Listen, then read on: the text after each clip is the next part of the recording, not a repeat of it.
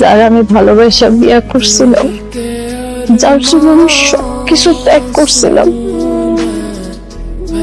তারা এখন আমার বড্ড অপরিচিত লাগে। যখন সুস্থ ছিলাম তখন আমার ভালোবাসার মানুষটার জন্য আমি সবকিছু করছি, আর যখন পঙ্গু হয়ে গেছে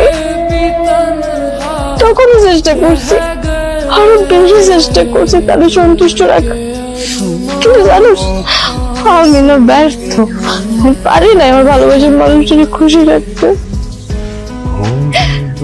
তার ভালোর জন্য, তার খাইতে অসুবিধা না হওয়ার জন্য, পড়তে অসুবিধা না হওয়ার জন্য আমি আমার মারে ভাইরে পর্যন্ত নিয়ে আসছি।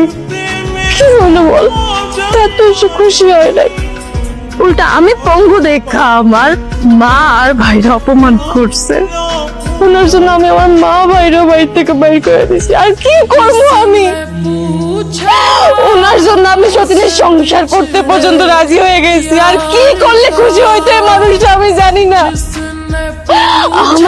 আমার দম বন্ধ হয়ে আসতেছে, আমি বুঝতে পারতেছি না। এই মানুষটাকে ভালোবাসা আমি সবকিছু ত্যাগ করছি। সে বলতো না, তার স্ত্রী হইতেছে তার আমানত, সব যেন আমানত খেয়ালত না করে।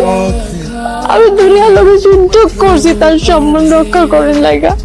আর আর সে মানুষটা কি করছে?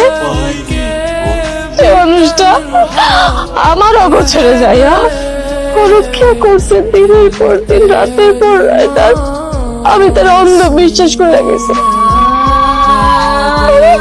কি করছে তুমি?